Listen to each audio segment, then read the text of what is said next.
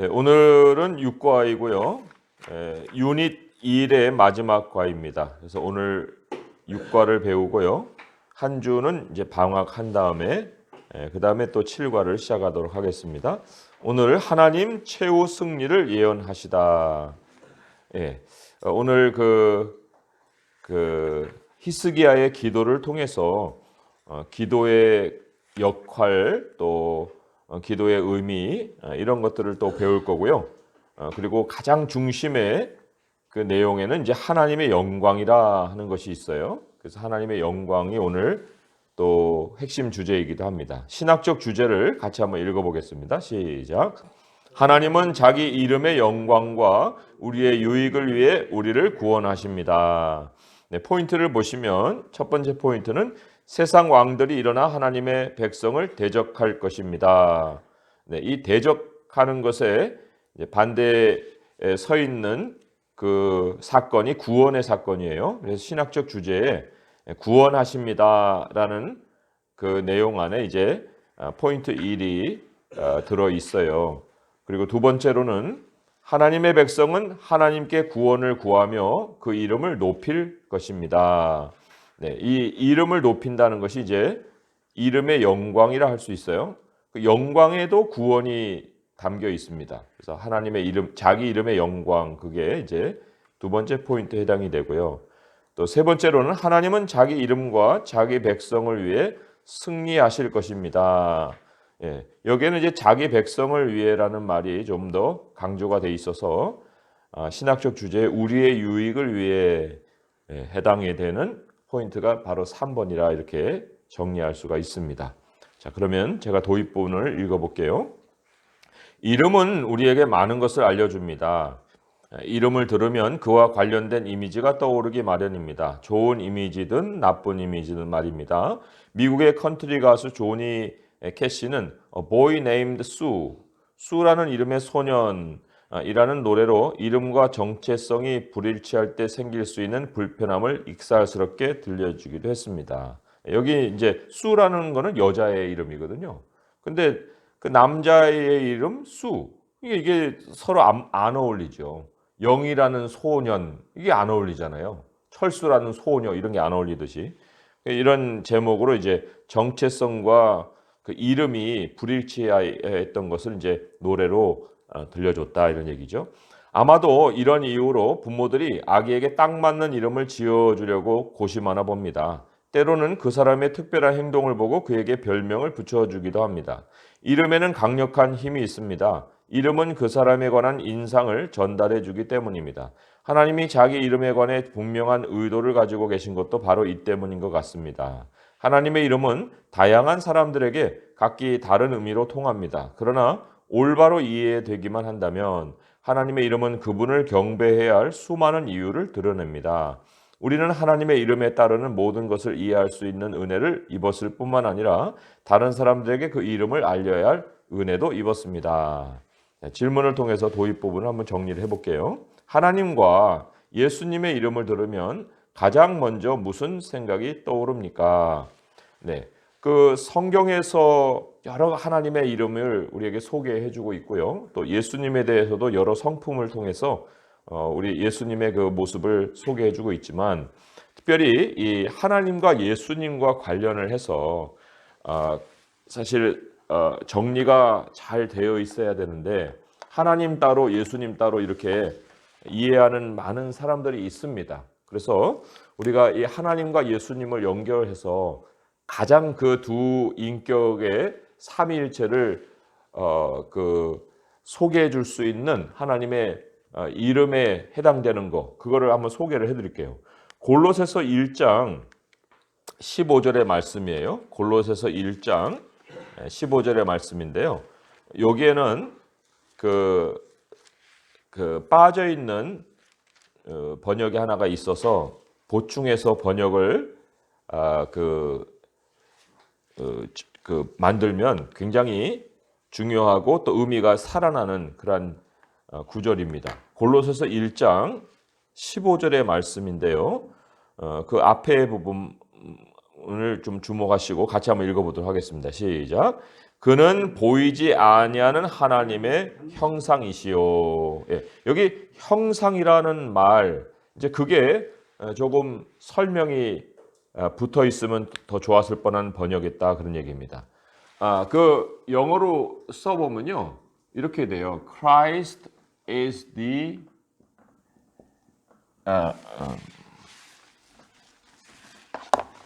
visible. visible이라는 것은 눈에 보인다 그런 얘기거든요.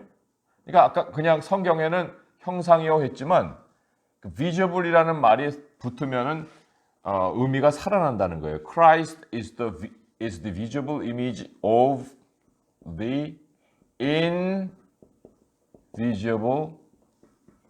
God. 안 보이시는 하나님. 그러나 예수 그리스도는 그 안 보이신 하나님을 보이는 형상으로 나타내시는 분. 이렇게 되는 거예요. 그래서 하나님을 우리가 생각을 할 때 하나님 안 보이세요. 그러나 안 보이시면 영원히 당신을 감추면 안 보이는데 하나님이 자신을 보이셨단 말이에요. 그럼 보이셨으면 안 보이시는 하나님은 없어진 거냐? 그렇지가 않아요. 이게 안 보이시는 하나님이지만 그러나 그 하나님을 우리에게 보여주시는 분이 바로 예수님이다. 그러니까 예수님과 하나님은 동일하신 분인데 하나님을 표현하지 않는 상황에서 성부 하나님 표현하셔서 나타내 주신 분이 성자 하나님 이렇게 되는 거예요. 그러니까 하나님과 예수님을 생각하면 보이지 않는 하나님이 보이시는 하나님으로 나타나신 그 두 분의 관계가 있구나. 이렇게 우리가 생각을 해볼 수 있고요. 또 그 하나님이 자신을 보이실 때 어떠한 모양으로 또 어떠한 형태로 보이셨느냐 하는 것을 또 요한복음 1장 1절에는 또 이렇게 아주 잘 설명을 해주고 있습니다. 요한복음 1장 1절에요. 하나님에 대한 설명인데 이렇게 나와 있죠. 같이 한번 읽어볼까요? 요한복음 1장 1절의 말씀이에요. 아까 이거는 골로새서 1장 15절의 말씀이었어요. 골로새서 1장 15절. 그다음에 이것과 의미가 통하는 것이 요한복음 1장 1절입니다. 요한복음 1장 1절 읽어볼게요. 시작. 태초에 말씀이 계시니라 이 말씀이 하나님과 함께 계셨으니 이 말씀은 곧 하나님이시니라. 이 하나님이에요. 하나님이신데 하나님이 하나님을 나타내실 때 자신을 표현하셨단 말이에요. 그 표현을 뭐라고 성경은 얘기하냐면 말씀이다. 이게 이제 계시다. 그 말씀이 육신이 되어서 오신 분이 예수님이에요. 예수님은 육신이 되어서 오셨을 때만 존재하신 분이 아니라 그 전에도 하나님은 계속 자신을 나타내셨어요. 가라사대하고 이제 천지 창조를 하셨잖아요. 그래서 보이지 않는 하나님이 보이는 하나님으로 처음에 나타나실 때 그 모습이 말씀이었는데 그 말씀이 겨우 예수님으로 육신까지 찾아오셨다. 그래서 이 하나님과 예수님의 이름을 들으면 그 안에 내용이 있어야 된다는 거예요. 하나님 했는데 아무 생각이 안 나면 그럼 뭐 그냥 이름 석자죠. 예수님 했는데 아무 생각이 없으면 그 예수님 이름 석자잖아요. 근데 그 이름 석자에 하나님이 무슨 내용을 담아 주셨느냐. 그리고 서로 어떤 관계를 가지시느냐. 이제 이게 바로 성경이 우리에게 가르치는 하나님에 대한 내용, 예수님에 대한 내용이다. 그런 얘기죠. 자, 두 번째로는요. 하나님이 어떤 분이신지를 아는 것은 삶의 방식에 어떤 영향을 미칩니까? 하나님을 제대로 알아야 이제 하나님 앞에서의 내 모습을 또 변화해 갈 수 있어요. 바꿔갈 수가 있어요. 하나님이 우리에게 찾아오셨을 뿐만 아니라 우리 안에 계시기 때문에 우리는 하나님과 동떨어져서 살 수가 없습니다. 그러면 이제 대표적으로 제가 좀 한 3가지 정도를 찾아봤어요. 어떤 하나님의 모습을 우리는 모시고 있는가 할 때 예수님이 오셔갖고 산상수훈에서 하나님을 소개하실 때 은밀한 분이다. 왜냐하면 하나님의 본래 속성이 드러나지 않으시는 분이거든요. 은밀한 분인데 그 이스라엘 백성들의 신앙생활에 가장 대표적인 거 세 가지를 꼽아라. 그러면은 구제와 기도와 금식이에요. 이게 이제 그 바리새인들이 종교성을 나타낼 때 이 세 가지 영역에서 자기의 종교성을 나타냈거든요. 근데 이러한 종교성을 그들이 나타냈지만 그러나 하나님의 속성대로 나타나지 않았어요. 하나님은 은밀한 분이신데 자기들은 자기를 드러냈단 말이에요. 그래서 하나님이 예수님이 오셔서 야 오른손이 왼손이 하는 걸 모르게 해. 너 골방에 들어가서 기도해라. 너 금식할 때는 머리 빗질도 하고 얼굴도 깨끗하게 하고 티를 내지 말아라. 이렇게 얘기를 하거든요. 그러니까 하나님이 어떤 분이신지를 알면 우리의 신앙생활이 바뀌는 거예요. 하나님을 모르니까 막 자랑하고 자기 이 모습을 드러내려고 하는 그런 태도를 가지는 거죠. 이게 이제 아주 대표적인 하나님 안 보이시는 하나님에 대한 그 이해와 함께 따라오는 신앙의 모습이라 할 수 있고요. 또 두 번째로는 하나님은 영광을 받으시는 분이에요. 영광을 받으신다는 게 뭐냐면 하나님은 자신을 나타내신다는 거예요. 하나님이 감춰 주시는 하나님 은밀한 분이지만 나타내실 때는 그 나타나심이 다 영광이에요. 하나님의 영광이라는 거죠. 그런데 이 영광을 나타내실 때에 어떤 이 통로를 통해서 하나님의 영광을 드러내시거든요. 그러니까 창조를 통해서 그리고 그 창조 안에 또 가장 하나님을 잘 나타낼 수 있는 것이 우리 자신이에요. 왜냐하면 우리가 하나님의 이미지로 창조가 됐잖아요. 그러니까 하나님의 영광을 위해서 모든 걸 창조하셨기 때문에 하나님은 비록 우리를 통해서 또 창조를 통해서 자신의 영광을 드러내시지만 그러나 우리가 영광이 아니고 창조가 영광이 아니에요. 근데 이 하나님은 배제하고 와 하고 이제 창조에 집중하게 되면 그게 뭐가 돼요? 우상이 되는 거예요. 우리에게 집중하게 되면 이제 우리 자신이 또 우상이 되는 거죠. 그래서 하나님을 제대로 알면 하나님의 영광이 더 드러나고 더 드러날 수 있으려면은 우리들의 신앙생활이 어떤 자세여야 되느냐? 그는 흥하여야겠고 나는 쇠하여야 하리라. 이 태도가 생기는 거예요. 나를 통해서 비록 하나님의 영광을 드러내셔도 내가 하나님의 영광을 더 생각하고 나는 내 안으로 감추어질 때에 그게 이제 제대로 되는 신앙생활이 된다. 하나님을 알고 있는 그 모습이라는 얘기죠. 그래서 요한복음 3장 30절에 세례 요한이 그렇게 얘기했잖아요. 그는 흥하여야 하고 나는 쇠하여야 하리라. 내가 나를 나타내봐야 뭐 하겠느냐. 이제 그게 두 번째로, 그러니까 은밀하신 하나님을 알고 신앙생활하는 것과 또 영광을 받으신이라는 분과 하는 것과 자 그래서요 이 두 가지 안 보이시는 하나님, 나타내신 하나님. 자 그래서 이제 우리가 동행하는 그 모습이 이 쇠하여야 하리라 하는 게 어떤 거예요? 한 단어로 그걸 요약한다면 그게 겸손이라는 거죠. 겸손. 늘 겸손함을 가지고 살아가는 것이 하나님을 알기 때문에 갖는 태도다. 예, 그 가장 유명한 구절. 하나님이 사람에게 요구하시는 것이 무엇이냐? 인자를 사랑하고, 예, 또 하나님과 겸손히 동행하는 것이다. 이런 겸손한 동행, 예, 이거를 이제 미가서 6장 8절에서 얘기했잖아요. 또 하나 한번 찾아보면 이사야 57장입니다. 이사야 57장 15절 읽어볼게요. 이사야 57장 15절의 말씀. 네, 이사야 57장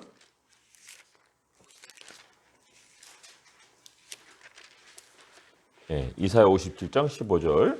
아까 미가서에는 이제 인자를 사랑하고 공의를 행하고 하나님과 겸손히 동행할 것이 아니냐 그런 말을 했는데요.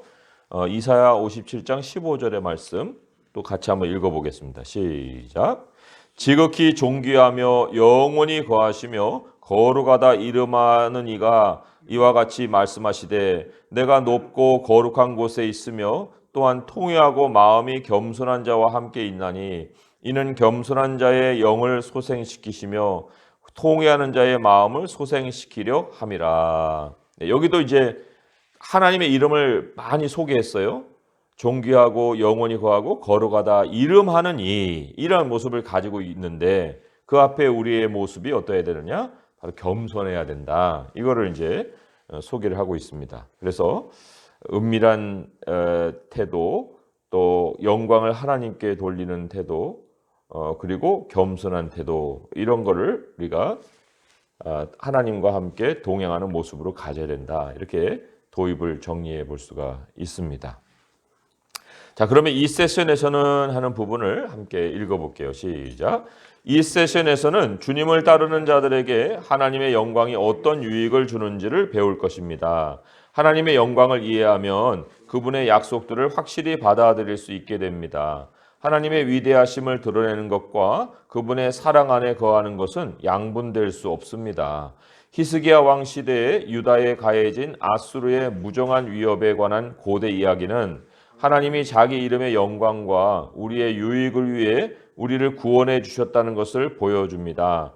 그러니 우리는 다른 사람들도 주님의 은혜 가운데 안식할 수 있도록 하나님의 영광을 널리 알려야 합니다. 네. 자, 첫 번째 포인트는요. 세상 왕들이 일어나 하나님의 백성을 대적할 것입니다. 자, 이 유명한 이제 히스기야 시대에 아수르가 쳐들어온 사건을 설명하고 있는 본문인데요. 그 본문을 같이 읽어 주시기 바랍니다. 예, 시작. 랍사게를 아수르 왕이 이 다메섹에서 떠났다는 듣고 딜나로 가서 아수르 왕을 만났으니 왕이 벌써 상을 아수르 왕은 구수한 길을 하다가 당신과 싸우자 나왔다는 듣고 다시 히스기야에게 사자를 보내주는데 너희는 왕 히스기야를 이같이 말하기를 우리가 믿는 자 하나님의 예루살렘을 아수르 왕에서 내리지 아니하겠다 하는데 속지 말라. 아수르 여러 왕이 여러 나라에 행하고 진멸한 일을 너희가 들으니 네가 어찌 구원을 얻겠느냐. 내 조상들이 멸하신 여러 민족 곧 산과 하란과 세색과 블라사르는 에덴 족속을 그 나라의 신들이 건져내며 하마단과 아르바단과 스발와의 백성의 왕과 헤나와와 아와여들이 다 어디 있느냐 하라. 네. 여기는 이제 이 랍사게가 굉장히 자랑하면서 야, 그 나라 신들이 그 나라를 구했냐? 못했잖아. 이렇게 얘기를 하고 있는 거기에 모순이 있어요. 왜냐하면 그 신들이 하나님이 아니니까 구원을 못한 거예요. 그 신들이 그냥 우상이니까 그 멸망을 당하고 지금 이 처지에 처해 있는 거죠. 그런데 이제 진짜 하나님 앞에 나와가지고 지금 이런 소리를 하고 있으니 이게 얼마나 우매한 소리입니까? 자, 문단을 읽어볼게요. 언뜻 보면 이 유대 역사 이야기에 담긴 유혹, 시련, 고난과 같은 주제들을 포착하기가 어렵습니다. 하지만 자세히 들여다보면 오늘날 그리스도의 제자들이 직면하는 많은 도전을 그 안에서 발견할 수 있습니다. 이 세상에서 하나님의 자녀로 살아가는 것이 어려운 이유는 무엇일까요? 이 세상은 왜 하나님의 백성을 힘들게 할까요? 우리는 두 가지 사실을 명심해야 합니다. 첫째, 이 세상은 사탄이 통치하고 있습니다. 사탄은 이 세상에서 제한된 힘을 갖습니다. 에덴 동산 이후로 여자의 후손과 뱀의 후손 사이에 전쟁이 치러지고 있습니다. 피조물인 인간이 죄에 굴복한 탓에 사탄은 일시적으로 이 세상의 신과 공중의 권세 잡은 자로 활동하고 있습니다. 네. 오늘날 사탄은 어떤 식으로 세상에 혼란을 일으키고 있습니까? 여기에 그리스도인은 어떻게 반응해야 할까요? 예, 이 사단이 혼란스럽게 만드는 것 두 가지가 고린도후서에서 잘 소개가 되어 있어요. 그래서 고린도후서로 가서 한번 두 가지를 찾아보도록 하겠습니다. 고린도후서 먼저는 4장 4절이에요. 고린도후서 4장 4절의 말씀 같이 또 읽어볼게요. 그 참 이 세상의 신이라고 할 때 그 성경은 더를 붙였어요. 더. 그러니까 모든 우상은 다 이 사단의 하수인들이라는 거예요. 따로 노는 게 아니고. 그리고 그 이 세상을 사단이 그 홀로 지금 지배하면서 그 다스려가고 있다. 이런 거를 얘기를 해주고 있습니다. 고린도후서 4장 4절의 말씀 같이 읽어볼게요. 시작. 그 중에 이 세상의 신이 믿지 아니하는 자들의 마음을 혼미하게 하여 그리스도의 영광의 복음의 광채가 비치지 못하게 함이니 그리스도는 하나님의 형상이니라. 네, 아까 여기 지금 그림이 있었잖아요. 하나님은 자신을 자꾸만 나타내서요. 영광을 드러내세요. 그런데 그 영광을 드러내시는 통로가 말씀이라고 그랬잖아요. 예수님도 말씀이고. 그러면 사탄이 지금 방해 공작을 놓을 때 여기 이거를 혼란스럽게 만들려면은 사탄은 가장 그 하나님을 흉내내기를 좋아하거든요. 흉내내가지고 자기가 하나님이 되고자 하는 그런 욕망을 가지고 있기 때문에 이 하나님이 말씀으로 자신을 나타낸다는 것을 알기 때문에 사람들에게 이 하나님의 영광의 빛이 비치지 못하도록 하려면 가장 말씀과 비슷한 무엇을 사람들에게 심어줘야 됩니까? 사상, 이론, 이것으로 사람들의 생각을 복잡하게 만드는 거예요. 그러니까 이 하나님의 말씀으로 사람은 계속 양식을 삼고 사고를 해야 되는데 사고 속에 말씀이 없게 만든다는 거죠. 그래서 여기 혼미하게 만든다라고만 이제 그 현상을 얘기했지만 우리 10장으로 옮겨가 보시면 고린도후서 10장 4절에 하나님이 이제 그 사탄을 굴복시킬 때 어떻게 굴복시키는지 하는 것을 소개를 해주고 있어요. 고린도후서 4장 4절에서 5절의 말씀이에요. 같이 읽어보겠습니다. 시작. 우리의 싸우는 무기는 육신에 속한 것이 아니요 오직 어떤 견고한 진도 무너뜨리는 하나님의 능력이라. 모든 이론을 무너뜨리며 하나님 아는 것을 대적하여 높아진 것을 다 무너뜨리고 모든 생각을 사로잡아 그리스도에게 복종하게 하니. 예, 여기 보면 모든 생각 또 모든 이론 이게 나옵니다. 그게 뭐예요? 견고한 진이라 이렇게 나와 있어요. 견고한 진. 예, 사람들이 요새를 쌓아요. 왜 복음이 그 사람들에게 잘 안 들어갈까? 뭐 겉으로는 굉장히 그 순하게 보이는 그 사람이라도 외모로 사람을 취할 것이 아닌 것이 사람의 겉에 이제 이 성이 쌓여 있단 말이에요. 이렇게 성이 이렇게 둘러 있습니다. 그래가지고 이 사람의 마음을 들어가려면 이 성을 통과해야 되는 거예요. 이 성을. 근데 이 마음인데 마음에 이제 성이 이렇게 진치고 있는데 이 진이 뭐냐면 이론과 생각이라는 거죠. 그러나 하나님이 결국 그리스도를 만나게 할 때는 이 진이 다 무너지게 하는 거예요. 이게 싹 무너지고 어디에 굴복을 시킵니까? 그리스도 발 앞에. 그리스도의 발 앞에라는 건 뭐예요? 말씀 앞에 마음이 굴복되게 하신다. 그게 하나님의 방식이라는 거죠. 그러니까 우리가 하나님을 잘 따르지 못할 때, 그럴 때 한번 분석을 해보세요. 뭐가 하나님에 대한 이 순종을 못하게 만들까? 그거는 나의 생각이에요. 내가 가지고 있는 이론이에요.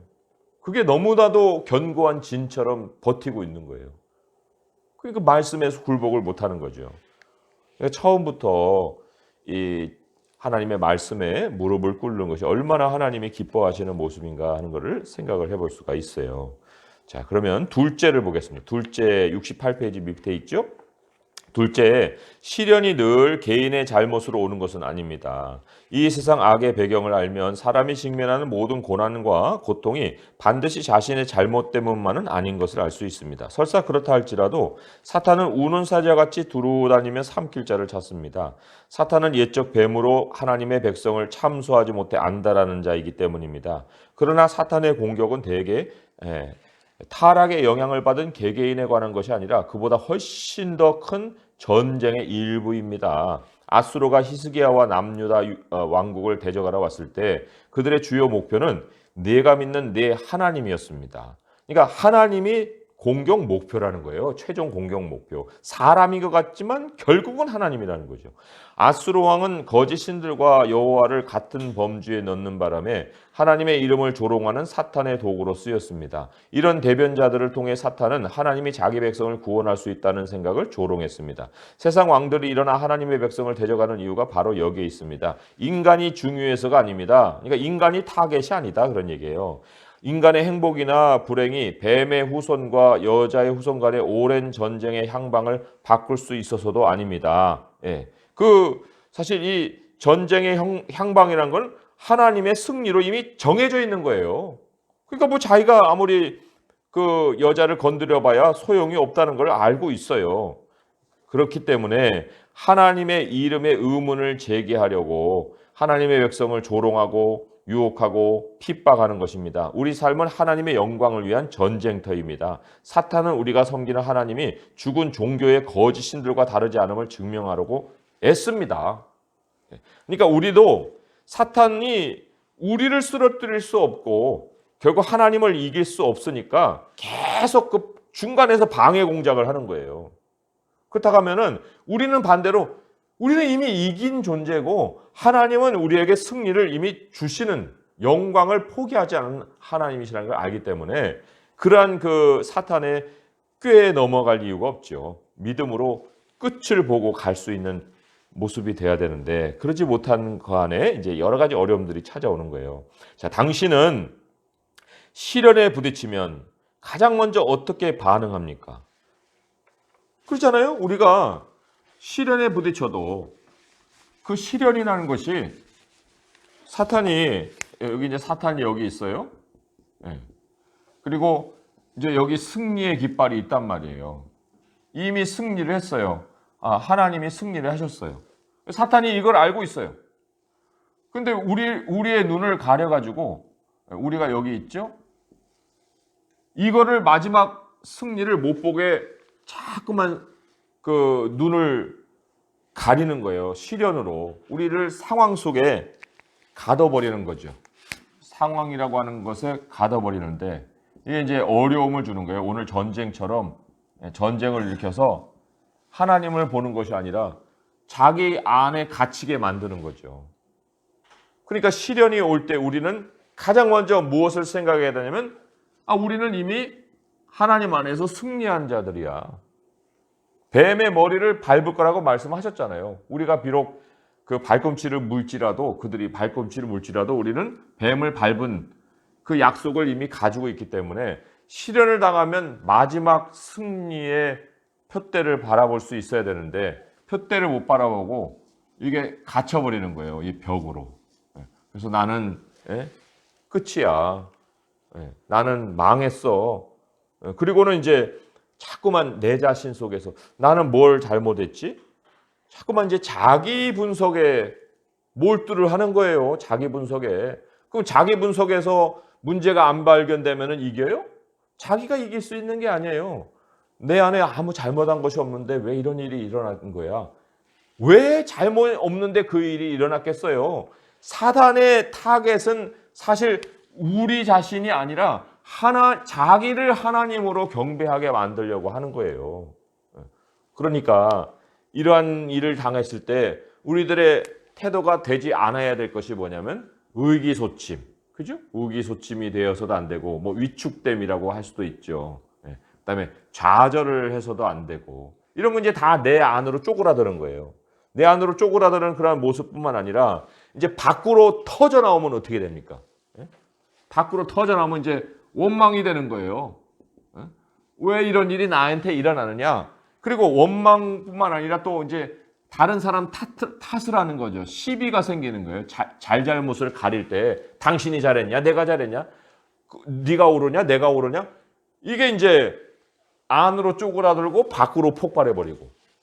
이게 이제 시련을 당하면은 사람들에게 쉽게 나타날 수 있는 그런 그 현상이라는 겁니다. 그래서 이 요기에 해당되는 거, 의기소침, 위축, 좌절, 뭐 우울함, 우울증 뭐 이런 거죠. 이런 거에 해당되는 그 말씀이 어디냐면요. 히브리서 12장 12절이에요. 히브리서 12장 12절에 거기에 뭐라고 기록이 되어 있냐면요. 피곤한 손과 연약한 무릎을 일으켜 세워라. 이 현상을 대표적으로 뭐라고 썼냐면요. 피곤한 손, 연약한 무릎. 피곤한 손이라는 건 뭐예요? 축 처졌다는 거예요. 이렇게 처져갖고 그냥 팔이 덜렁덜렁 이렇게 달려갖고 달리는 거죠. 연약한 무릎. 무릎도 그냥 떨려가지고 한 걸음도 못 가는 거예요. 그러니까 여기 위축된 거죠. 피곤한 손과 연약한 무릎을 이렇게 세우라 했고요. 그 다음에 밖으로 폭발하는 거는 또 뭐라고 써 있습니까? 그거는 빌립보서 2장 14절인데 빌립보서 2장 14절을 같이 한번 읽어볼게요. 빌립보서 2장 14절 원망과 시비. 빌립보서 2장 14절. 거기에는 좀 더 앞뒤 문맥 속에서 의미가 좀 더 깊이 전달되는 의미가 있어요. 2장 14절만 읽어보면은 이렇죠. 같이 읽어볼까요? 시작. 모든 일을 원망과 시비가 없이 하라. 왜 그랬어요? 13절에 보니까 너희 안에서 행하시는 일은 하나님이시다. 너희 안에 하나님이 자기 뜻을 두셨다. 그리고 소원을 두고 행하게 하신다. 소원이라는 게 뭐예요? 마지막 목표잖아요, 목표.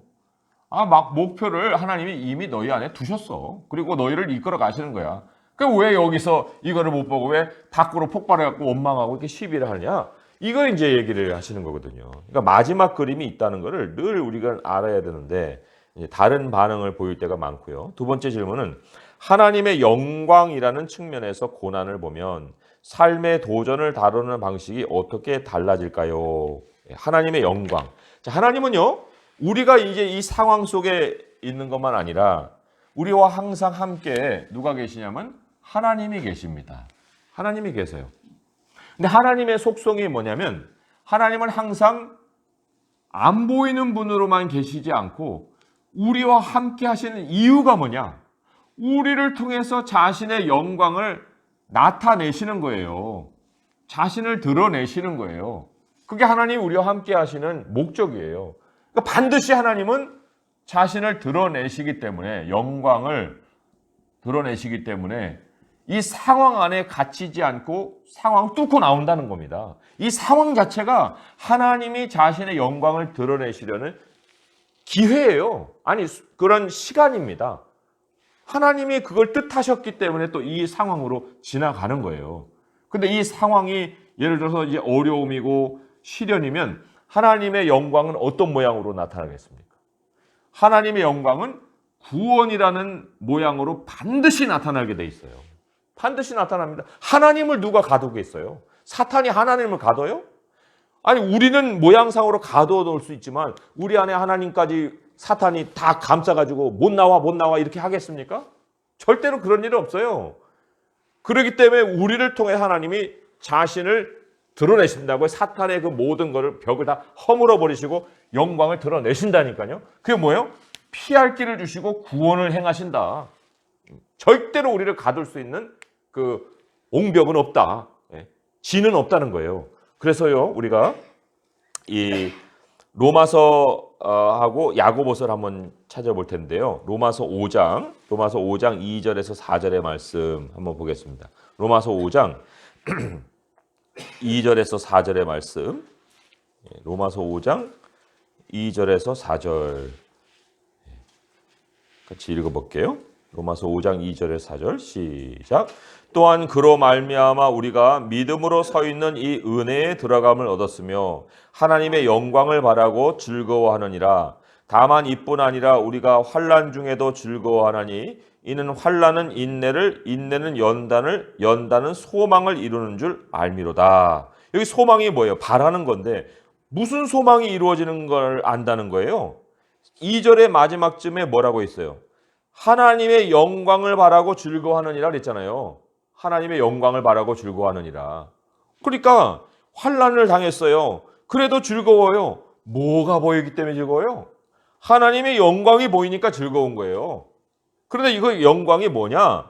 그 영광은요, 쭉 이제 내려가시면 10절의 말씀에 이렇게 기록이 되어 있어요. 마지막 즈음에서 그의 살아나심으로 말미암아 구원을 받을 것이니, 구원을 받을 것이니 이렇게 나옵니다.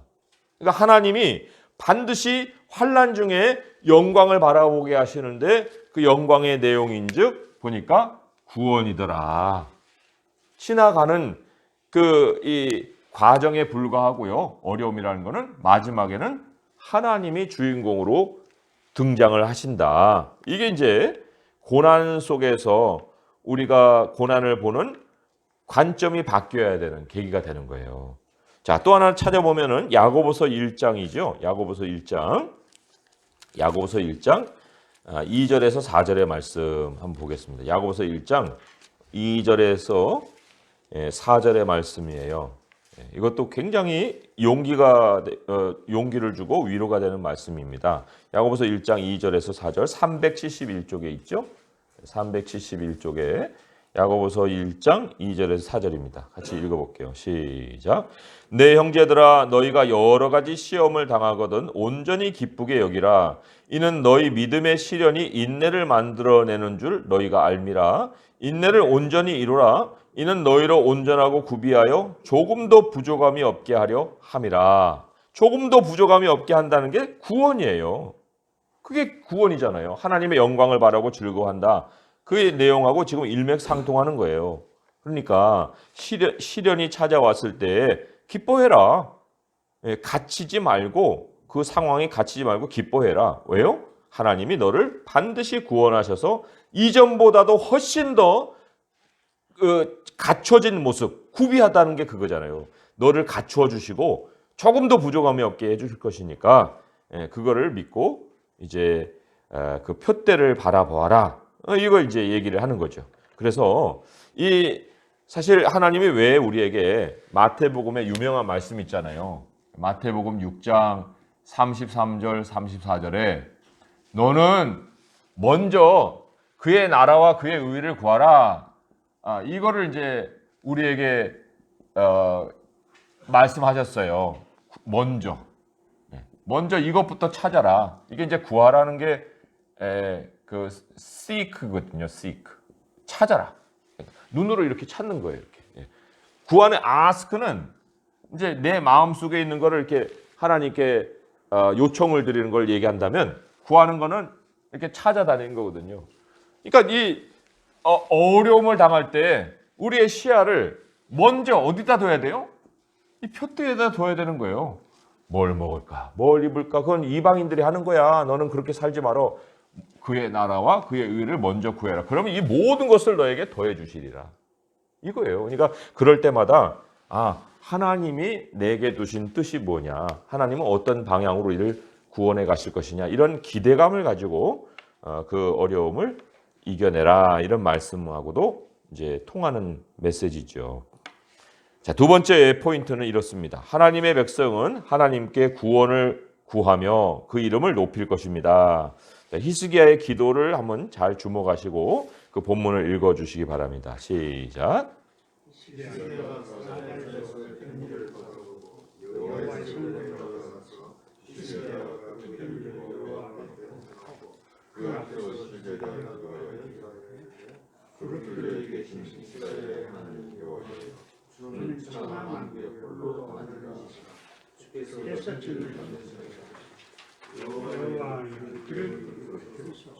여호와의 눈을 보시옵소서.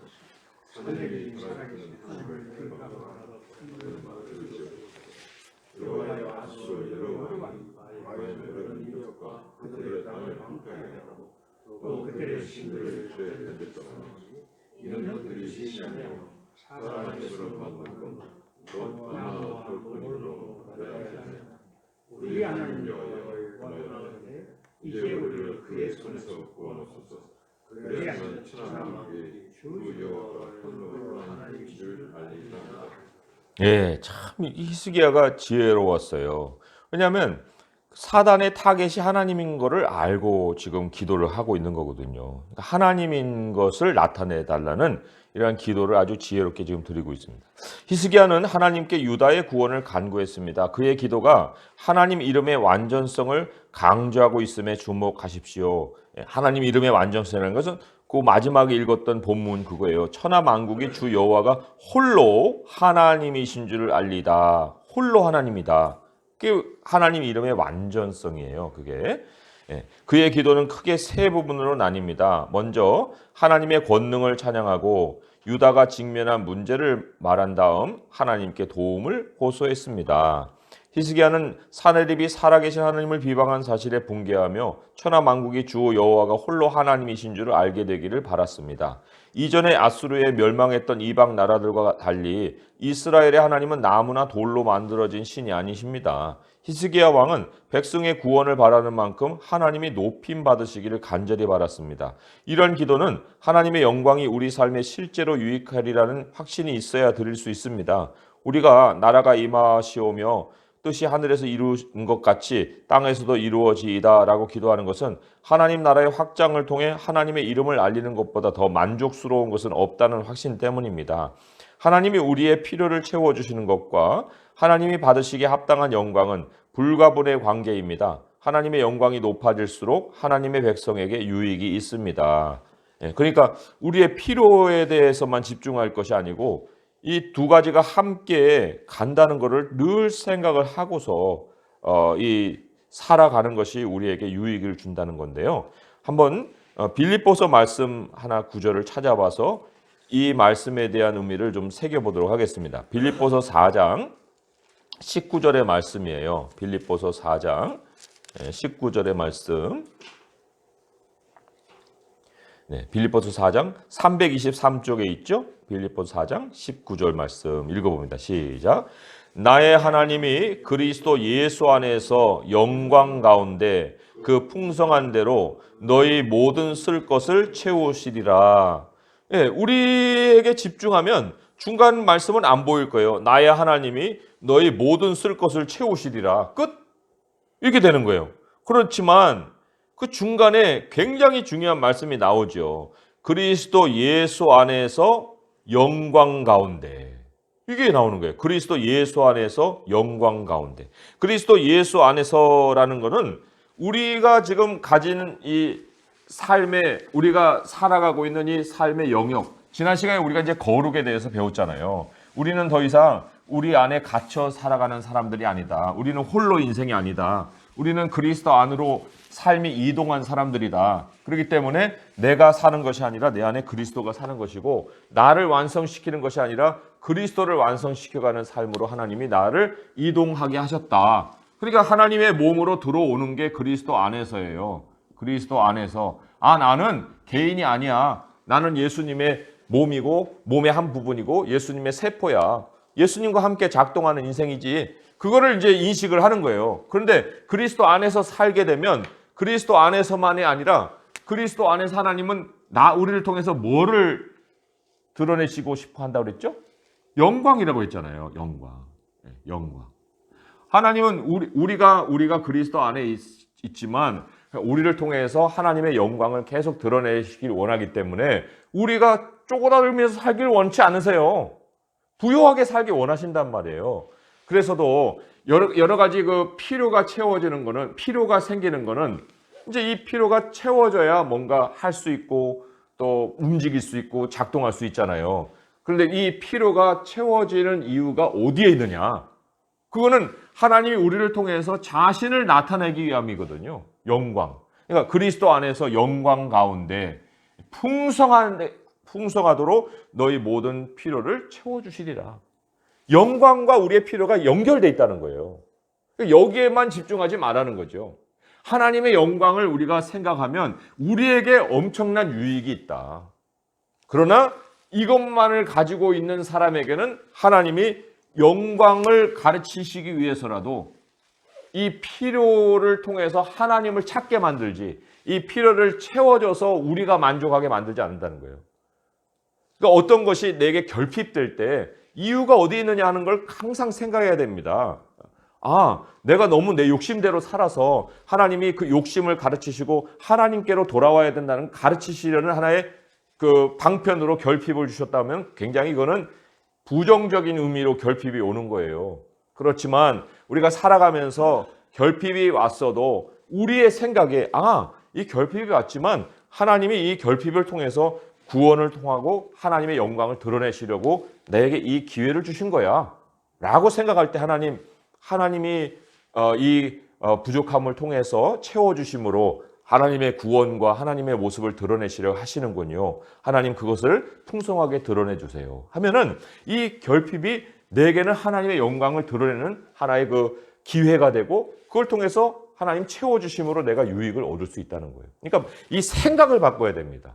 우리의 생각을 바꿔야 되는데 그게 여기 이제 마지막 문장에 나오는 그 구절이죠. 하나님이 우리의 필요를 채워주신 것과 하나님이 받으시기에 합당한 영광은 불가분의 관계입니다. 하나님의 영광이 높아질수록 하나님의 백성에게 유익이 있습니다. 이거를 이제 우리가 좀 더 생각을 해볼 필요가 있고요. 또 하나 데살로니가 후서 3장 16절의 말씀도 굉장히 중요한 말씀이에요. 데살로니가 후서 3장 16절 말씀 또 한번 찾아보도록 하겠습니다. 데살로니가 후서 3장 336페이지에 있어요. 336페이지 데살로니가 후서 3장 16절 말씀 같이 한번 읽어보도록 하겠습니다. 시작. 평강의 주께서 친히 때마다 일마다 너희에게 평강을 주시고 주께서 너희 모든 사람과 함께 하시기를 원하노라. 참 여기 너무 은혜스러운 말씀이에요. 왜냐하면 때마다 일마다 여기에서 벗어나는 게 있겠어요? 때마다 일마다 했는데 여기 이제 영어를 보시면 이 일이 situation이에요. situation. 상황이다. 그러니까 오늘 2019년 10월 오늘 며칠이죠? 17일. 17일이라는 것이 오늘이라는 시간인데 오늘만 아니고 때마다. 그러니까 오늘을 우리가 맞았어요. 그냥 오늘을 어디서 맞았습니까? 지금 우리가 지금 여기 있잖아요. 장소가 있잖아요. 시간도 있고 장소도 있고. 이거 사람이 살아가는 모든 영역이죠. 때마다 일마다. 누가요? 평강의 하나님이. 평강의 하나님이라는 건 뭐냐면요. 우리와 항상 연결되기를 원하시는 하나님이라는 거예요. 평강이라는 거는 혼자서 평강을 지내는 사람이 있어요. 서로 화목이라는 건 상대방이 있는 거죠. 평강의 하나님이 우리에게 때마다 일마다 모든 것 함께 해주신다. 여기 지금 주께서 너희 모든 사람과 함께 평강을 주시면서 함께 해주신다는 거잖아요. 그러니까 하나님의 영광과 우리의 모든 상황이 맞물려서 평강의 하나님과 우리의 모든 상황이 맞물려서 하나님은 우리의 인생을 이끌어가고 계신다. 이거를 지금 평강의 주께서 친히 때마다 일마다 너희에게 평강을 주시고 주께서 너희 모든 사람과 함께 하시기를 원한다. 이 말씀에 다 들어있다는 거예요. 자, 그러면 이런 이제 내용을 정리해 보고요. 질문으로 한번 가보겠습니다. 히스기야의 이야기는 기도에 관해 무엇을 가르쳐 줍니까? 이 기도는요. 참 제가 성경 안에서 여러 가지를 참 배우면서 가장 참 하나님이 주신 선물 중에 선물이다. 그런 생각을 합니다. 하나님이 우리를 통해서 영광을 나타내신다 했는데 그 하나님이 우리를 통해서 영광을 나타내실 때에 우리는 하나님께 어떤 모양으로 나가야 하나님의 영광이 우리를 통해서 나갈 것이냐? 그게 기도라는 거예요. 기도. 그러니까 생각에만 하나님의 약속에 머물러 있는 것이 아니고 하나님의 영광 우리의 기도를 통해 작동을 한다. 에스겔서를 한번 보겠습니다. 에스겔서 36장 37절 38절이에요. 에스겔 36장 37절 38절 그래서 우리가 아무리 바쁜 일이 있어도요, 정말 기도 시간만큼은 확보를 해야 합니다. 기도를 양보해서는 안 되는 거예요. 에스겔 36장 37절 38절 같이 읽어보겠습니다. 1209쪽이죠. 시작. 주 여호와께서 이같이 말씀하셨느니라. 그래도 이스라엘 족속이 이같이 자기들에게 이루어 주기를 내게 구하여야 할지라. 내가 그들의 수요를 양떼같이 많아지게 하되 제사드릴 양떼 곧 예루살렘이 정한 절기의 양무리 같이 황폐한 성읍을 사람의 때로 채우리라. 그리한즉 그들이 나를 여호와인 줄 알리라 하셨느니라. 여기 보면은 마지막에 발견이 뭐예요? 여호와 하나님을 알게 하실 것이다. 하나님이 살아계시다는 표시를 남기신다. 무엇을 통해서요? 기도를 통해서. 문제가 그냥 덤덤하게 있는데 해결돼서 이거 그냥 돼버렸네. 이렇게 말을 하게 안 놔두신다는 거예요. 우리가 기도함으로 이거는 하나님이 하셨어 라는 결론을 내리시게 만드신다는 거예요. 하나님의 영광은 우리의 기도를 통해서 작동을 한다. 하나님이 살아계시다는 표시를 하나님의 백성에게 반드시 기도를 통해서 남기신다. 이렇게 우리가 정리를 해볼 수 있고요. 그 다음에요. 다음 문제로 넘어오면은요. 우리는 어떤 기도 제목으로 하나님께 나아가야 할까요?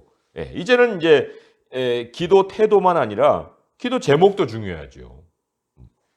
이런 기도의 중요성을 가지고 나가서 기도하는데 맨날 하나님 나 부족해요. 하나님 나 채워주세요. 하나님 이런 거 저런 거 하나님 왜 안 채워주세요. 이렇게 또 기도를 하면은 그건 또 뭐예요? 이게 초점이 안 맞는 거예요. 그래서 우리 115편 시편 115편 1절에서 3절 말씀을 한번 보도록 하겠습니다. 시편 115편. 참 기도는요. 쭉 이게 어떤 목록을 내세우기보다도 정말 하나님의 마음에 합한 기도, 그게 굉장히 중요한 기도거든요. 시편 115편 1절에서 3절의 말씀, 이런 말씀은요 정말 우리 기도하는 우리 마음에 아예 새겨져 있어야 돼요. 읽어보겠습니다. 시작. 여호와여 영광을 우리에게 돌리지 마옵소서. 우리에게 돌리지 마옵소서. 오직 주는 인자하시고 진실하심으로 주의 이름에만 영광을 돌리소서. 어찌하여 문나라가 그들의 하나님이 이제 어디 있느냐 말하게 하리이까. 오직 우리 하나님은 하늘에 계셔서 원하시는 모든 것을 행하셨나이다. 정말 소중한 기도입니다. 하나님이 이제 어디 계시냐? 누구에게 얘기하는 거예요? 우리에게 얘기하는 거예요. 너 하나님 믿어? 근데 뭐야 그 모습이? 하나님 어디 있냐 너? 믿는 하나님 어디 계시냐? 이렇게 자꾸 조롱을 당하니까 지금 이 사람이 뭔가 보여주고 싶은 거 아니에요. 과시를 하고 싶은 거예요. 그렇게 만약에 내 안에서의 뭔가를 끄집어내려면 그게 사람에게 영광 돌리는 거거든요. 야, 너 왜 나 무시해? 나 이런 것도 있고 이런 것도 있어. 뭐야 도대체? 이렇게 이제 받아쳐버리면 이제 사람의 영광인 거예요. 그러나 하나님 영광 우리에게 돌리지 마시고요. 영광 하나님께 돌리세요. 그리고 하나님은 하늘에 계셔서 원하는 모든 걸 행하실 수 있습니다. 내가 이런 조롱을 받았네요, 하나님. 그러나 하나님이 저와 함께 하시고 계신다는 것을 하나님이 분명하게 드러내 주세요. 그게 이제 하나님의 영광을 구하는 기도라는 거죠. 그러니까 하나님이 어디 계시냐 하고 말을 못하게 하는 사건이 벌어지는 거예요. 더 이상 저 사람은 하나님이 함께 하시는 사람이야. 내가 함부로 건드릴 수가 없어. 이런 결론에 도달할 수 있도록 내가 그러한 기도를 드려야 되죠. 하나님 저 이런 형편 속에 처했네요. 저를 보면 하나님이 어디 계시냐고 사람들이 아마 질문을 해도 100번을 했을 겁니다. 그런데 하나님 나 하나님과 함께 하는 사람 아니에요? 하나님 함께 해주셔야 될 이유가 있지 않습니까? 하나님 영광을 드러내 주세요. 그래서 저 사람들이 그 사람 안에 하나님 어디 계시냐? 나는 입을 벌리지 못하게 만들어 주세요. 그 기도를 드릴 때 하나님이 정말 대단한 칭찬을 받는 기도가 되지 않겠습니까? 주님의 영광을 위한 기도. 그래서 하나님이 어디 있느냐 하고 말을 못하게 하는 그런 사건을 하나님이 반드시 버리실 수 있도록 간구를 드리는 기도. 그래서 이 시편 115편에요. 마지막에는 이렇게 마무리되어 있죠. 18절에 우리는 이제부터 영원까지 여호와를 송축하리로다. 그 송축한다는 말이 왜 나오느냐면요. 쭉 읽어보시면 알겠지만은 세상의 우상은 다 말 못하는 거야. 그러나 우리 하나님은 말씀하시지. 여기 이 4절에서 115편 4절에서 8절에 우상에 대해서 이렇게 묘사를 했거든요. 우상은 은과 금이고 사람이 만든 거고 입이 있어도 말 못하고 눈이 있어도 보지 못하고 귀가 있어도 듣지 못하고 코가 있어도 냄새 맡지 못하고 이게 뭐예요? 다 죽었다는 거예요. 죽은 존재예요. 근데 8절에 보니까 우상들을 만드는 자들과 그것을 의지하는 자들이 다 그와 같으리라다. 살았다 하는 이름은 가졌으나 죽은 자들이다. 아이 그 죽은 자들이 아무리 퍼레이드를 벌여봐야 다 죽은 자들이지 뭐 살아있는 모습만 가지고 있는 것이야? 모양만 살아있다 뿐이지 죽어있는 사람들인데 그 사람들에게 무슨 주목할 것이 뭐가 있겠어요. 그러나 그 사람들이 보기에 우리는 죽은 사람 같아요. 하지만 우리 안에는 살아계신 하나님이 계시기 때문에 우리가 오히려 그들에게 마지막으로 생명이 무엇이냐를 보여줄 수 있는 주인공들이 된다. 그걸 이제 여기 시편이 가득 담고 있어요. 이 시편을 계속 좀 펼쳐 놓으시고요. 왜냐하면 그 다음 질문에서 다뤄볼 건데요. 그 중간에 문단을 읽어보고 질문을 다뤄보겠습니다. 삶의 목적의 중심이 우리 자신이 아닌 하나님께 있음을 알면 관심의 초점이 하나님께 은혜를 받는 것에서 하나님의 이름을 드러내는 것으로 자연스럽게 바뀌게 될 것입니다. 히스기야처럼 우리도 주님의 선하심과 은혜에 관한 증거로서 우리 삶에서 펼치실 주님의 역사를 구해야 합니다. 우리의 가장 큰 소망은 주님의 이름을 영원히 찬송하는 것입니다. 자, 질문입니다. 하나님이 자기 영광을 나타내실 때 우리에게는 어떤 유익이 있습니까? 자, 유익에 대해서 이제 아까 그 살아있다 하는 이름은 가졌으나 죽은 자와 같은 그런 우상을 섬기는 사람들과는 달리 우리에게 임하는 유익이 시편 115편에 보면요. 9절에서 11절 말씀에 하나가 있고요. 12절에서 16절 말씀에 또 하나가 있어요. 자, 9절에서 11절 말씀 한번 읽어보겠습니다. 시작. 이스라엘아 여호와를 의지하라. 그는 너희의 도움이시오 너희의 방패시로다. 아론의 집이여 여호와를 의지하라. 그는 너희의 도움이시오 너희의 방패시로다. 여호와를 경외하는 자들아 너희는 여호와를 의지하여라. 그는 너희의 도움이시오 너희의 방패시로다. 네, 여기 계속 반복되는 게 뭐예요? 도움이시오 방패다. 이거를 우리에게 계속 일깨워주고 있습니다. 이게 무슨 얘기냐면요. 이런 얘기예요.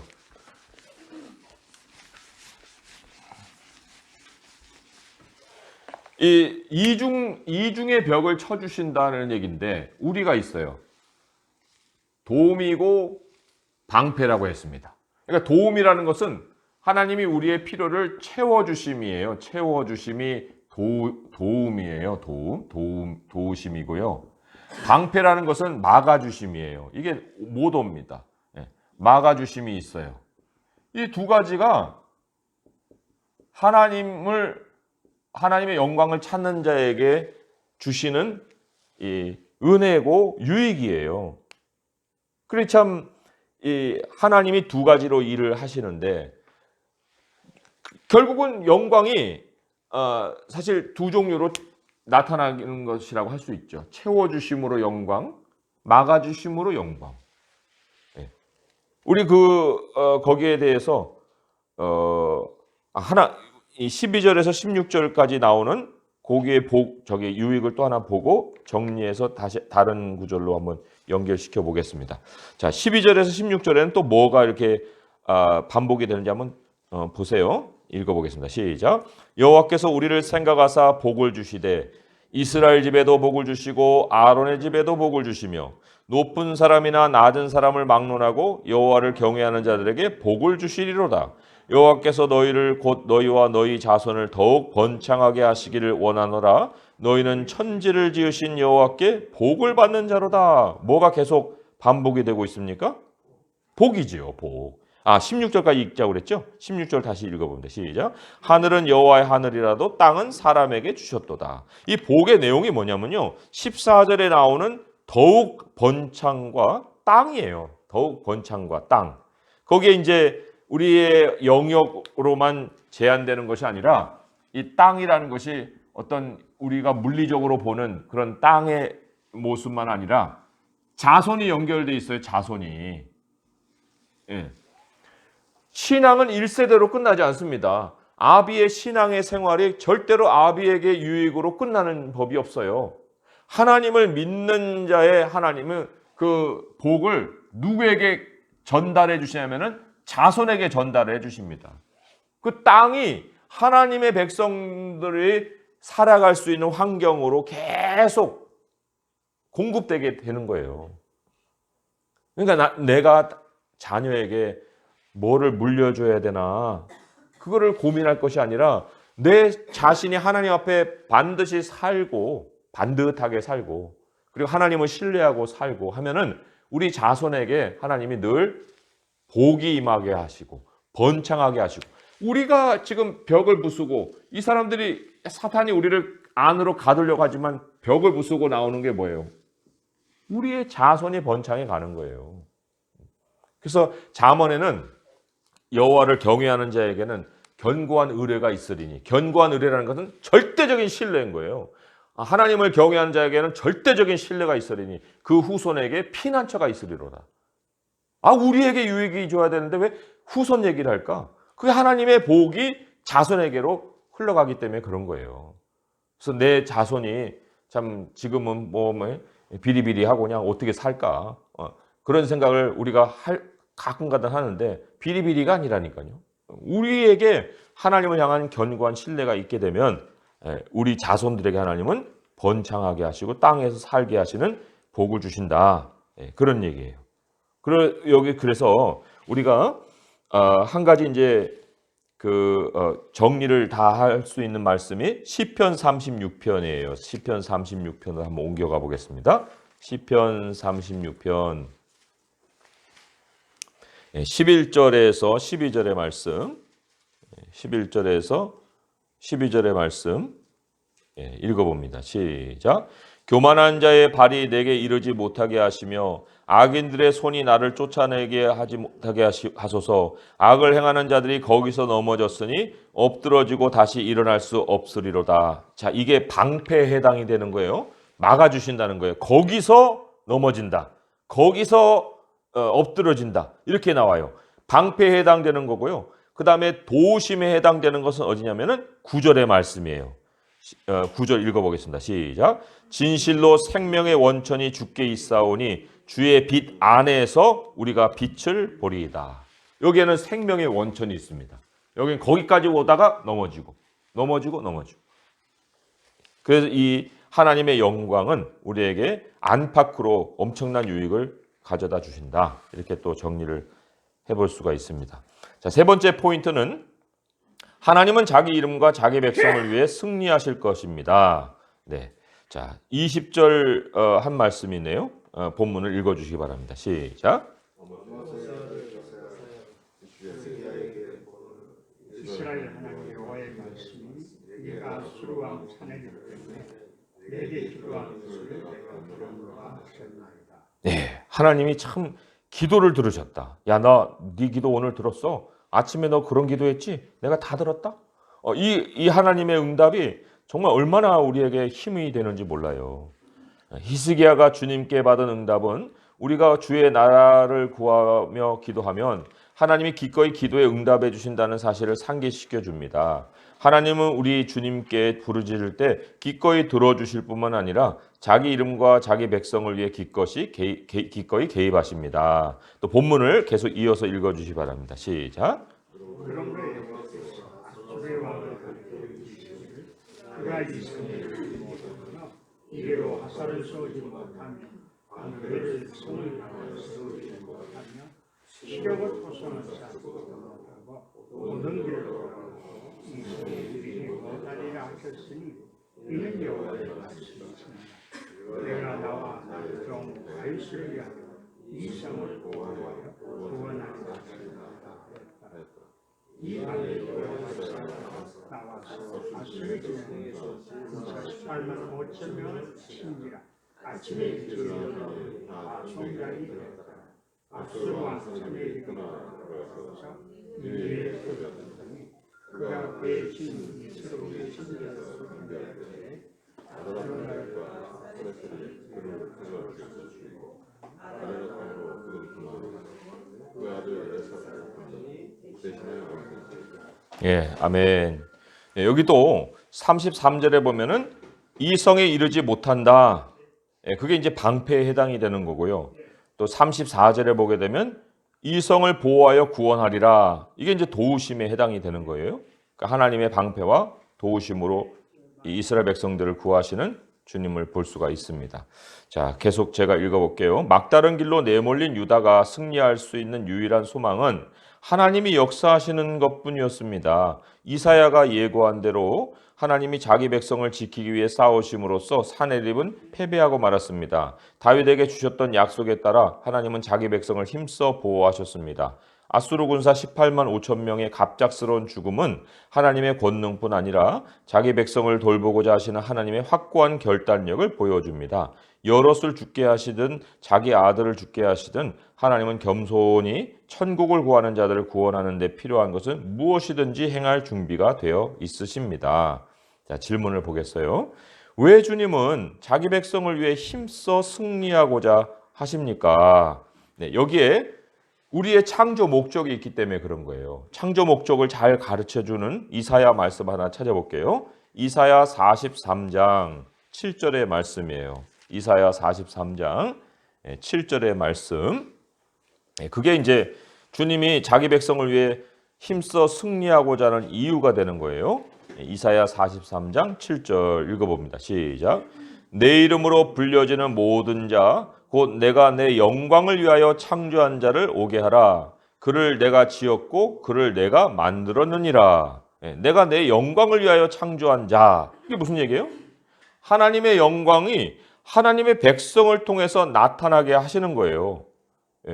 하나님의 백성을 창조하신 목적. 하나님의 영광을 그들을 통해서 나타나게 하기 위해서다. 그러니까 주님의 백성을 위해서 힘써 싸우셔야죠, 하나님이. 그 이유가 있기 때문에 그런 거예요. 자, 이거를 알면 참 우리가 우리 개인의 싸움을 싸우려 하지 않죠. 자, 두 번째 그래서 하나 더 설명을 덧붙이면은 아까 왜 우리 그의 나라와 그의 의를 위해서 먼저 기도해라 이렇게 얘기했는데 먼저라는 말을요. 이걸 특권으로 알아야 됩니다. 다른 사람들은 다 이 자기 것을 구하는 것을 먼저 하죠. 그 우리도 보면은 이 조급해지기 시작하면 그들이 먼저 구하는 것을 나도 구해야 될 거로 생각을 해요. 아, 당장에 쌀 떨어졌는데 쌀 달라고 구하지 무슨 하나님 나라가 어디 생각이나 나겠습니까? 그런데 그럴 수 있는 이 하나님의 나라를 먼저 구할 수 있는 것은 특권이라는 거예요. 이게 아무나 못 한다는 거예요. 근데 뭐 기도를 한다는 것 자체가 왜 먼저 그것부터 하라고 그래? 지금 밥 먹고 살기도 힘든데. 그래가지고 그걸 계속 나에게 부과되는 의무처럼 하나님이 나를 막 이렇게 부려먹는 것 같이 그거 안 하면 안 되는 것처럼 막 그래가지고 이 특권을 괜히 이상하게 오해해가지고 하고 싶지 않은 일로 만들어버리는 거예요. 그런데 그런 똑같은 상황에서 쌀독에 쌀이 떨어졌을 때 그 사람은 쌀을 찾지만 우리는 하나님의 나라를 찾게 하는 것이 특권이고 그 특권을 통해서 하나님은 쌀독에 쌀도 채워주신다.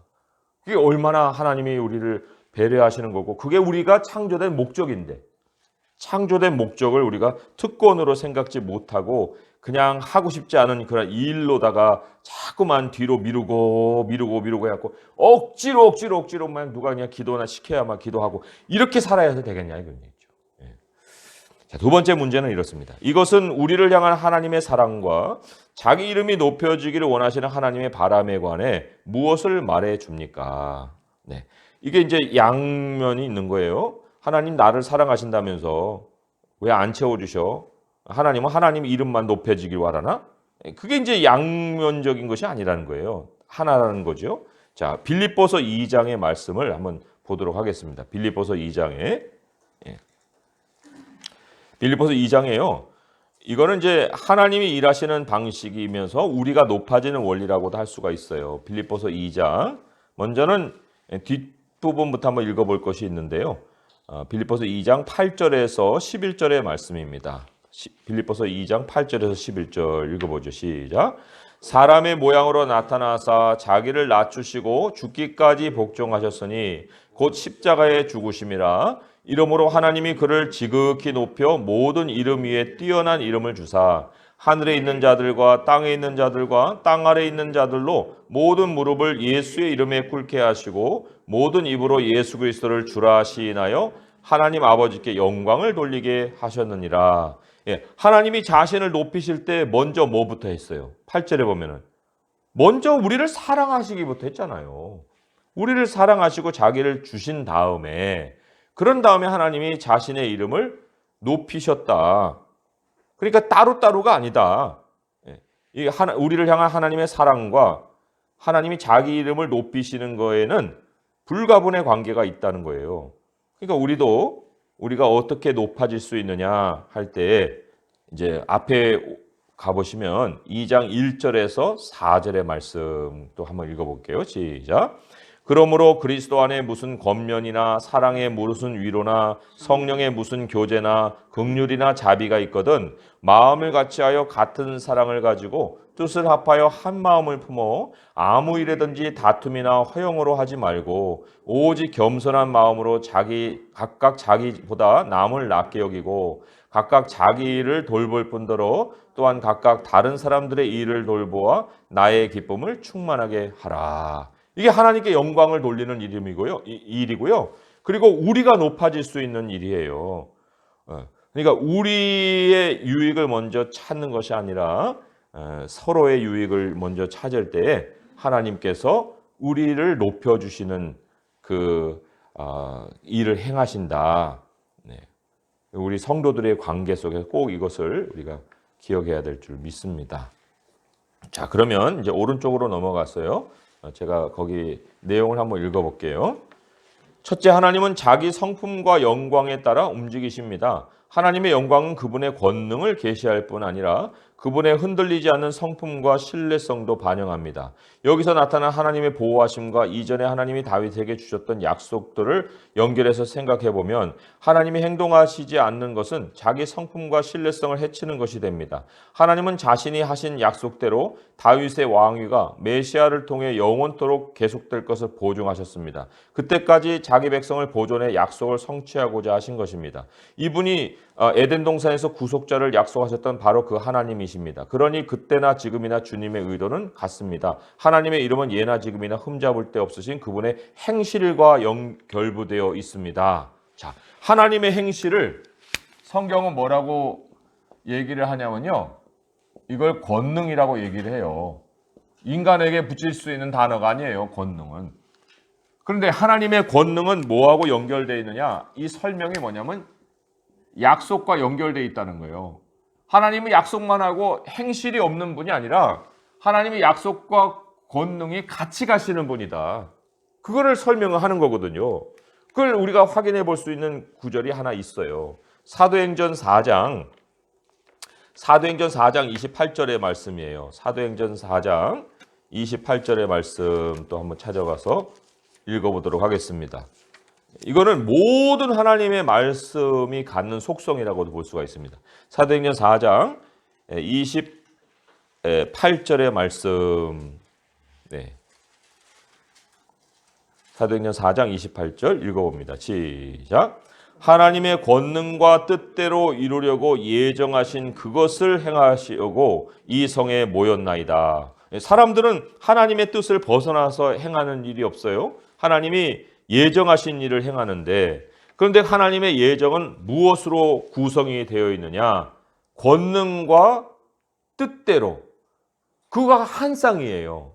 권능과 뜻대로 이루시려고. 하나님의 행실과 뜻이 한 쌍이 되어서 예정이 되어 있어요. 그리고는 그 뜻을 행하시는 사건들이 벌어지고 있을 뿐입니다. 그러니까 하나님은 권능과 뜻이 함께 행동하는 일을 작동하는 일을 예정하신다. 이렇게 정리해 볼 수 있습니다. 하나님은 권능과 뜻이 함께 작동하는 일을 예정하신다. 이거죠. 자, 둘째, 하나님은 자기 백성을 향한 사랑과 긍휼에 따라 움직이십니다. 하나님이 자기 영광을 추구하시는 것에만 초점을 맞추게 되면 우리를 향한 주님의 사랑과 긍휼에 의심을 품게 될 수 있습니다. 그러므로 하나님의 사랑과 긍휼을 모순된 성품으로 보지 말고 보완적인 성품으로 봐야 합니다. 자기 백성을 향한 하나님의 사랑과 긍휼은 주님의 영광의 궁극적인 표현이기 때문에 우리를 향한 하나님의 흔들림 없는 헌신을 의심할 필요가 없습니다. 하나님은 사랑이심으로 우리에게 아낌없이 사랑을 베풀고자 하십니다. 하나님은 우리를 기뻐하십니다. 어찌나 기뻐하시는지 하늘에 있는 천사들이 주님의 은혜의 선물을 살펴볼 정도입니다. 하나님의 긍휼하심을 배제하고 영광 받기를 원하시는 하나님의 바람에만 초점을 맞추면 어떤 문제가 발생할까요? 문제가 발생해도 한참 발생을 하겠죠. 우리 편에서 한번 생각해 보세요. 하나님이 엄청난 짐이 돼 버려요. 아니 하나님이 우리는 불쌍히 여기시지는 않고 아니 자기만 영광 받으시려고 원해? 그럼 우리가 얼마나 뭐를 더 해야 되나? 이게 엄청난 무거운 짐이 되는데 이게 바로 우상이 행하는 일이에요. 우상이 행하는 일. 우상이 어떻게 행하느냐? 먼저 이사야부터 한번 찾아보겠습니다. 이사야 46장 1절에서 2절의 말씀이에요. 이사야 46장 1절에서 2절 1024쪽에 있죠? 1024쪽에 이사야 46장 1절에서 2절의 말씀 같이 한번 읽어보겠습니다. 시작. 벨은 엎드러졌고 느보는 구부러졌도다. 그들의 우상들은 짐승과 가축에게 실렸으니 너희가 떠매고 다니던 그것들이 피곤한 짐승의 무거운 짐이 되었도다. 그들은 구부러졌고 그들은 일제히 엎드러졌으므로 그 짐을 구하여 내지 못하고 자기들도 잡혀갔느니라. 왜? 사람들이 우상을 떠받치고 다녀야 돼요. 그런데 그 벨과 느보가 아무 일도 안 해요. 그거 다 실패해버리니까 이제는 짐승에다가 떠매가지고 짐승도 피곤해져요. 이 우상의 그 속성이라는 거예요. 모든 것을 무겁게 만든다. 근데 왜 그럽니까? 긍휼이라고 뭐 살아있음이고 뭐가 아무것도 없어요. 감정이고 뭐가 없는 거예요. 그러기 때문에 이 무거운 짐이 돼버리는데 이러한 우상의 행태를 하고 있는 사람들이 또 어떤 모양으로 나타나느냐? 사람의 모습도 한번 보겠습니다. 누가복음 22장 25절의 말씀. 참 우리가 이 정치하는 사람들도요. 정말 잘 구별을 할 필요가 있어요. 이 말씀을 보면은 그렇구나 그런 생각을 또 해보기도 하는데 누가복음 22장 25절의 말씀. 누가복음 22장 25절의 말씀입니다. 같이 한번 읽어볼까요? 시작. 예수께서 이르시되 이방인의 임금들은 그들을 주관하며 그 집권자들은 은인이라 칭함을 받으나. 여기 은인이라 칭함을 받는다는 것이 영어로는 이렇게 돼 있어요.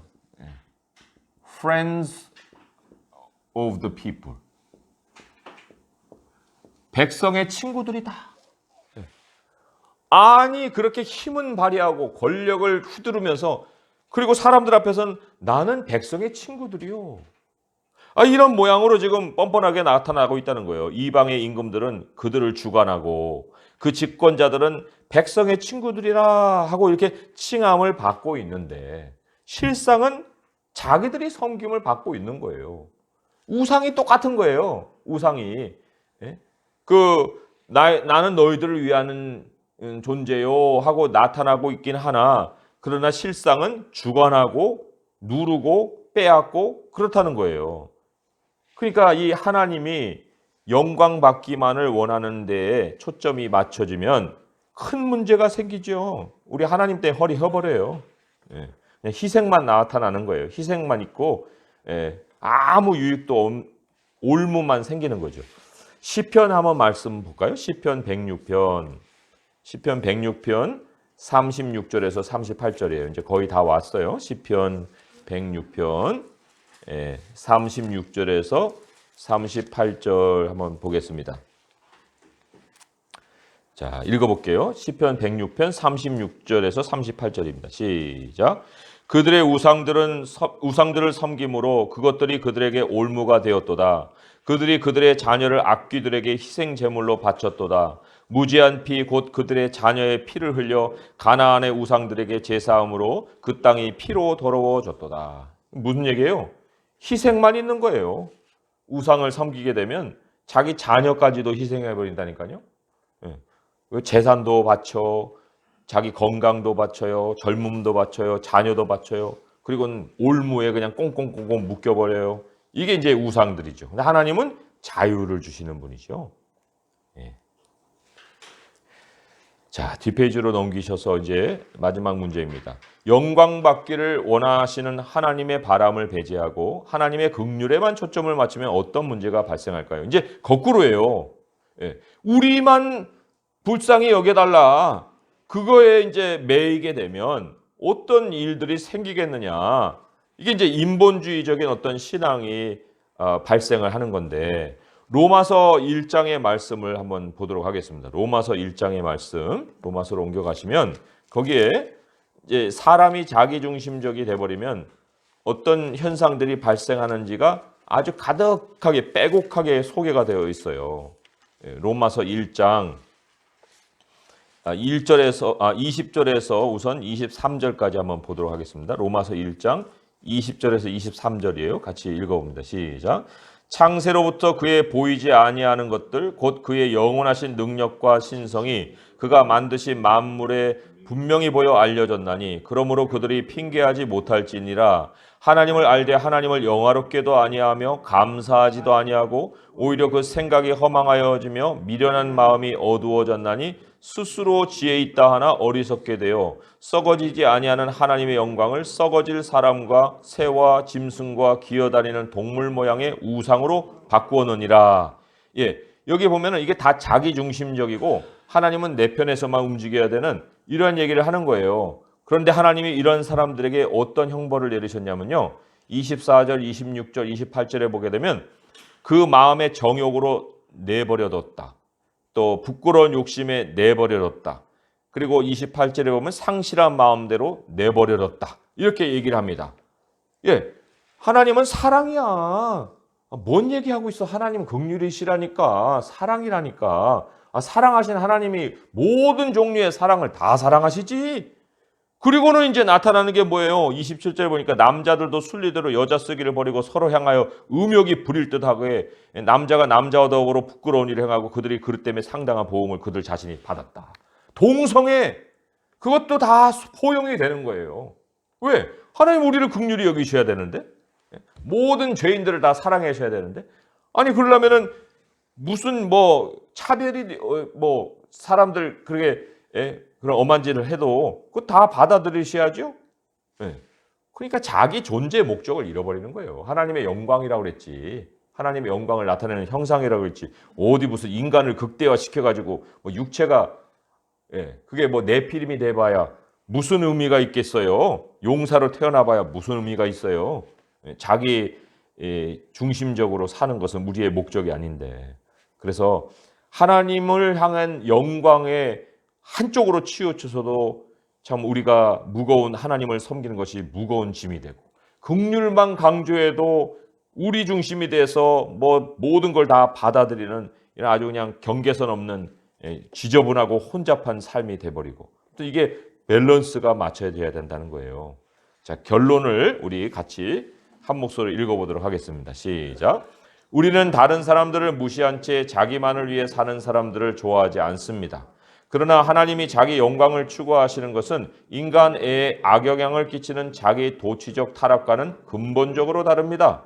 사람이든 물건이든 하나님보다 더 영광스러울 수는 없기에 하나님을 높이지 않으면 그러한 것들이 우상이 될 것입니다. 게다가 하나님은 선한 본성으로 사람을 구체화하시는 분이기 때문에 주님의 영광을 찬양하는 것은 모든 사람에게 보편적인 유익이 되며 특히 그리스도인에게 큰 유익이 됩니다. 그러므로 하나님의 자녀들은 자기 욕망이나 계획을 위해 살기보다 하나님의 이름을 알리기 위해 살아야 합니다.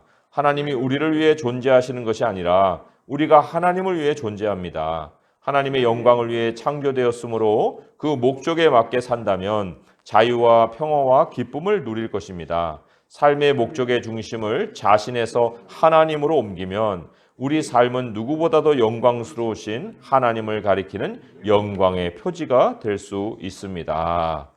참 중요한 내용이죠. 먼저 하나님과 그의 의의를 나타내라, 이런 얘기예요. 자, 그리스도와 연결도 같이 읽어보겠습니다. 시작.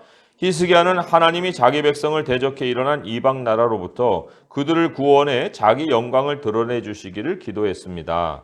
하나님은 히스기야의 기도에 응답하심으로써 자기 이름을 높이셨습니다. 예수님도 자기 백성의 구원을 위해 기도하셨습니다. 그리고 자신의 죽음과 부활을 통해 대적을 물리치심으로써 백성을 구원하시고 궁극적으로 하나님의 영광을 드러내셨습니다. 네, 하나님의 계획, 우리의 사명 한 문장도 읽어보겠습니다. 시작. 하나님은 우리가 하나님이 대적에게 승리하시는 것을 아는 만큼 주의 나라를 위해 살아가라고 말씀하십니다. 그러니까 하나님의 나라를 위해서 우리가 살아가는 그 동기, 그거를 이제 하나님이 주시는데, 그것은 바로 하나님이 우리의 대적을 친히 막아주시고 또 우리를 책임져 주신다 하는 것에 있다는 거예요. 그죠? 하나님이 대적에게 대적에 승리하시는 분이시다. 그걸 아는 만큼 우리는 우리 중심에서 하나님 나라로 옮겨가서 살아갈 수가 있다. 이런 얘기, 그거를 이제 우리에게 전하고 있는 거예요. 자, 포인트 1, 2, 4은 제가 요약해서 정리해 보겠습니다. 첫 번째 포인트예요. 그리스도를 믿음으로써 세상에서 누리는 만족과 평안이 그리스도를 전하는 사명의 문을 어떻게 열 수 있을까요? 이게 하나님이 우리를 이제 채워 주심으로 인해서 우리는 더 우리 중심이 되는 것이 아니라 더 하나님의 중심이 된다. 이거를 이제 순서적으로 얘기를 해주고 있는 겁니다. 그리스도를 믿음으로써 세상에서 누리는 만족과 평안, 이게 이제 하나님이 우리에게 주신 선물인데, 그러면 그럴수록 그냥 더 안방에 들어앉는 것이 아니라 그리스도를 전하는 사명의 문을 열어준다, 이런 얘기예요. 자, 이거를 우리가 몇 가지 좀 말씀을 통해서 한번 확인해 볼 수 있는 것이 잠언 16장 3절의 말씀을 한번 보겠습니다. 잠언 16장 3절의 말씀.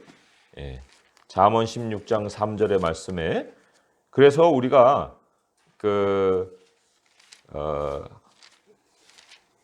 살아가는 삶의 원리, 그거를 좀 이 말씀을 통해서 변화시킬 필요가 있죠. 잠언 16장 3절의 말씀에 이렇게 기록이 되어 있습니다. 같이 읽어볼까요? 시작.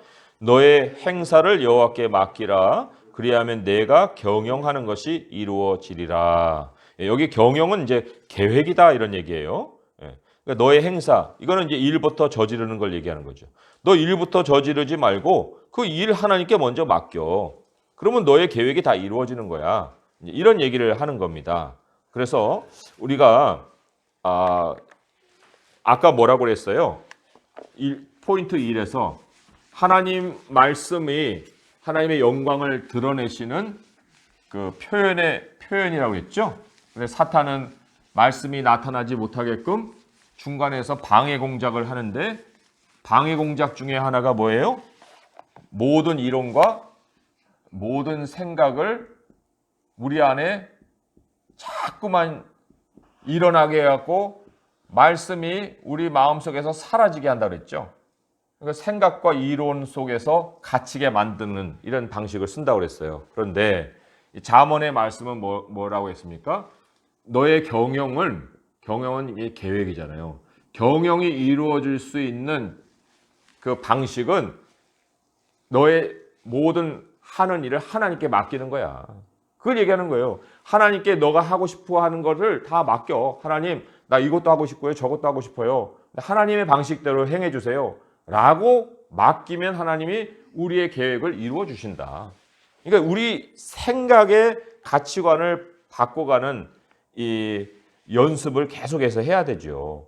하나님이 우리에게 삶의 평안을 주실 때 우리의 사명의 문은 어떻게 열 수 있느냐 할 때 하나님의 말씀으로 먼저 우리의 행사를 맡기는 것, 이제 그것을 생각해 볼 수 있고요. 그다음에 아까 마태복음 6장 33절의 말씀, 이것도 먼저 하나님의 나라와 의를 구하라 하는 말씀, 또 야고보서의 말씀 1장 2절에서 4절에 하나님이 그러할 때 조금도 부족함이 없게 한다. 그런 그 약속의 말씀을 주신 것을 우리가 확인을 했어요. 그러니까 먼저 우리가 하나님부터 찾는 그 삶을 살아야 된다는 것을 정리를 할 수가 있습니다. 자, 두 번째 포인트는 하나님께 도움을 구하는 기도뿐만 아니라 하나님의 영광이 알려지기를 바라는 기도를 하려면 삶에서 어떤 것들이 바뀌어야 할까요? 가장 먼저 바뀌어야 할 것은 주님의 이름에 영광을 돌리소서 하는 거예요. 아까 시편 115편 1절에서 3절이라고 했죠? 하나님 여호와여 영광을 나에게 돌리지 마시고 주님께로 돌리게 하소서. 그런 기도를 드렸습니다. 주의 이름에만 영광을 돌리소서. 그런 기도가 우리 안에 이제 있어야 되는데 그럴 수 있으려면은 어떤 것들이 바뀌어야 되느냐 그런 얘기를 했습니다. 아까 우리 데살로니가 후서 3장 16절에 하나님이 때마다 일마다 우리와 함께 해주신다는 그 말씀을 우리가 배웠지 않습니까? 그리고 거기에 평강의 하나님이 소개가 됐어요. 평강의 하나님. 평강의 하나님은 우리와 연결된 하나님이라고 얘기했죠. 그래서 삶에서 어떤 것을 바꿔야 할까 할 때 가장 제가 근본적인 것을 이렇게 한번 생각을 해봤습니다. 이 모든 시간과 때마다 모든 상황, 일마다 여기 하나님을 연결시키는 사고의 훈련이 필요하겠구나. 이거를 하나님과 연결시키는 거예요. 하나님과 연결. 오늘도 하나님이 주신 하루, 지금 이 시간도 하나님이 허락하신 생명, 그리고 하나님이 우리의 삶을 평강으로 이끌어 가시는 함께 해주시는 임마누엘 하나님. 이런 그런 것들을 우리가 계속해서 사고 속에 말씀에 기초한 생각의 훈련이겠죠. 말씀에 기초한 생각의 훈련. 이게 굉장히 필요하다. 말씀에 기초한 생각의 훈련이 있어야 된다. 이게 이제 묵상이죠, 묵상. 말씀 묵상.